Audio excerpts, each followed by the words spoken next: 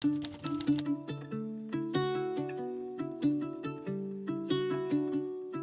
hardest part is starting. Not because we don't care, not because we are lazy, but because the start matters. It sets the tone for everything that comes next. So we hesitate, we overthink, and sometimes we don't even start. You sit down with the intention to begin. You're ready, you clear your schedule, you showed up. But then, nothing. And suddenly, everything feels too big, too important, and too risky to get wrong. And you start thinking things like, what do I do? What if people don't get it? What if I put all this effort and still it's nothing special? So here's the trick. We think that we need to have everything figured out so that we can start. But creativity doesn't work that way. You don't get clarity and then start. You get clarity because you start. That messy first draft, that shaky brushstroke, that awkward first try, that's not the mistake, that's the method. No one ever skipped that ugly beginning, not even the people you admire, especially not the people you admire. When I made my first video for this series, I felt this exact same fear. What should I say? What's the right topic? What if this is the wrong buy for this entire YouTube channel? So I lowered the stakes and I told myself, just write an outline, just write a title, just film 5 minutes of it. And if it sucks, you can delete it.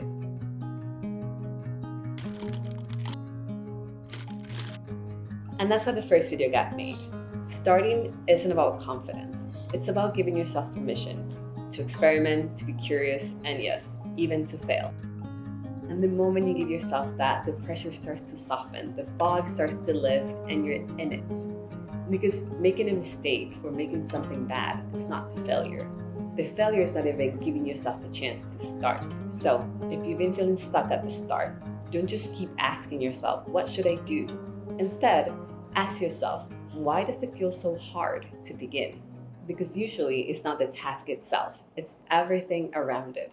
The pressure, the fear of not doing it right, this whole concept of we need to have everything figured out, the whole plan, before we can even touch it. Here's what helps me. Before I start, I ask myself 3 questions. Number 1, what's a tiny step that I could take right now? Something so tiny that it almost doesn't count, like opening a document and naming it, creating a folder, writing some bullet points, or grabbing your phone and recording a voice note for yourself. It's not about taking the right step, it's about taking a tiny step. Something that doesn't ask much of us, something that just helps us start. Number 2, what would this look like if it were easy? Not polished, not impressive, just easy. I think I stole this from Tim Ferriss, but here's some questions that you can ask yourself. What would I do if I didn't care how it turned out? What would I try if it was just for fun?